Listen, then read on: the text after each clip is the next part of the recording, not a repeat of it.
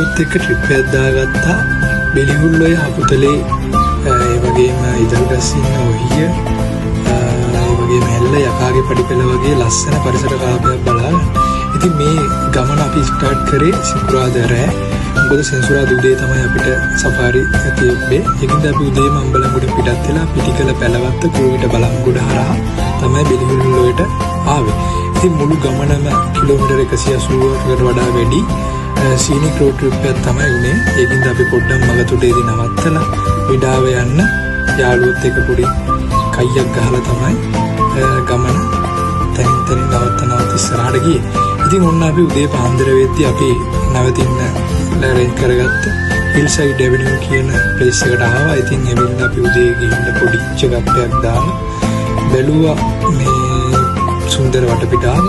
ඉතින් මේක ලස්සන කබානකකුයි තව රූම්ස් කීපයක් තියෙනවා. ඉතින් අපි හිටපු ඒ කබාන එක ඒක අලංකාර වටපිටාව හඳුවැටියකින් තමයි වටපිටාව අවශ්‍යලා තියෙන්නේ.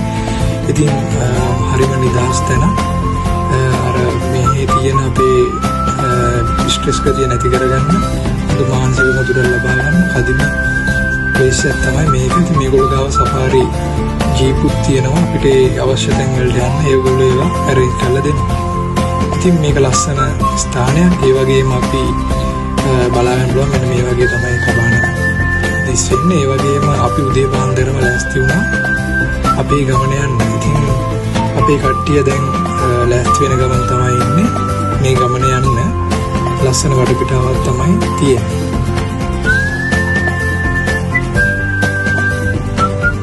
ඉතින් මේ තමයි අපේ ජීප් දෙක. අපි උදේම කෑම ටිකකුත් අරගෙන අපි යන්න තමයි ලෑස්ති වෙන්නේ මේ සෆාරි ජීප් දෙකේ. ඉතින් අපි දැන් අද යන්නේ මුලින්ම ශ්‍රී ලංකාවේ අතිශය සුන්දර ස්වභාවික ස්ථානයක් වෙන බෙලිහුල්ලේ ප්‍රදේශයේ තියෙන ලස්සන දියැලක් වන සුරතලි යැල්ල බලන්න තමයි අපි මේ යන්නේ. ඉතින් මේ ස්ථානයේ නේචර් ලවර්ස්ලට ඇඩ්වෙන්චර් ට්‍රිප් වලට කැමති අයට නිස්කලංක පරිසරයක් හොයන අයට අතිශය සුන්දර ස්ථානයක් තමයි මේ සුරතලි යැල්ල කියන්නේ. ඉතින් මේ බෙලිහුල්ලේ ගැන කියන්න ඕනේ. බෙලිහුල්ලේ කියන්නේ ශ්‍රී ලංකාවේ රත්නපුර දිස්ත්‍රික්කයට අයත් කඳුකර සුන්දරත්වයේ තේවතු ගංගා දියඇලි සහ සිසිල් කාලකුණේ නිසා ප්‍රසිද්ධ ප්‍රදේශයක්. ඉතින් මේ බෙලිහුල්ලේ ප්‍රදේශය ඉකෝ ටුවරිසම් වලට ගොඩක් ෆේමස්. මෙහෙට එන අයට ට්‍රෙකින්, වෝටර්ෆෝල් එක්ස්ප්ලෝරින්, රිවර් බාතින්, කැම්පින් වගේ ඇක්ටිවිටීස් එන්ජොයි කරන්න පුළුවන්. ඉතින් හරිම ලස්සන මාර්ග දෙකක් තමයි තියෙන්නේ. මේ පැතිවලට වඩා ඒ කියන්නේ අපි ඉන්න පැතිවලට වඩා හරිම සුන්දර නිස්කලංක අර කඳු වලින් කොට වෙලා තියෙන පැත්තක් තමයි මගදී දෙපසේ යද්දී අපට හමු වෙන්නේ. ඉතින් ඔන්න අපි දැන් ගමන යන ගමන් ඉන්නේ.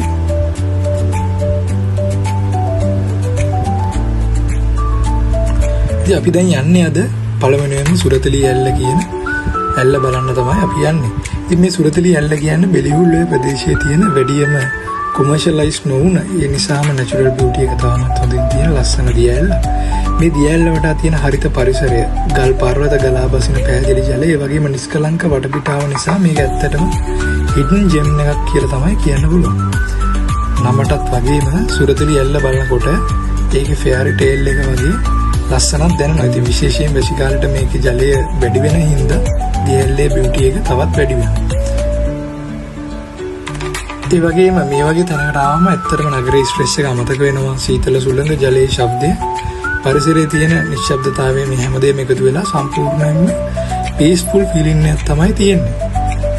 ඉතින් ඒ වගේම අපි දැන් එද්දී ආපු මාර්ගය වගේ මේක පොඩ්ඩක් අර ලුස්සන ගතියක් තියෙනවා. ඉතින් වෙහි කාලේ ඒ නිසා හරි පරිස්සමට මේක ඉන්නත් ඕනේ. ඒ වගේම අපි මේ පරිසරය අපිරිසුදු කරන්නේ නැතුව නේචර් එක රෙස්පෙක්ට් කරලා අපි එන්ජොයි කරන එකත් ගොඩක් වැදගත්.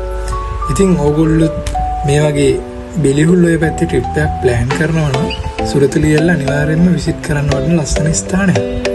මේ වගේ හරිම ලස්සන දියඇලි තමයි මේ තව ඉස්සරහට තියෙන්නේ. අපි යනවා ඒවත් බලන්න. ඉතින් මේ වගේ තවත් දේවල් බලන්න ඕන නම් අපි දැන් ඉස්සරහට මේ ව්ලොග් එක තව ඉස්සරහට කරගෙන යනවා. අපි තව ඉස්සරහට බලන්න යනවා යකාගේ පඩිපෙළ, ඉදල්ගස්සින්න ස්ටේෂන් එක, ඒ වගේම මීදුමෙන් පිරුණු ලස්සන පරිසර බලන්න පුළුවන්. ඉතින් ඒකින්ද subscribe කරන්න. ඒ වගේම වීඩියෝ එක like කරන්න, comment එකක් දාන්න අමතක කරන්න එපා. ඉතින් මේ අපේ බිලිවුල්ලෝ ඇඩ්වෙන්චර් එකේ day 1 එකේ අපි කියපු තවත් ලස්සනම ස්ථානයක් තමයි සුරතලියැල්ල. ඉතින් සුරතලියැල්ලෙන් පස්සේ අපි මේ ගමන් ගන්න ඊළඟ අපේ ප්ලේස් එකට එතකන් රැඳී හිටින්න අපිත් එක්ක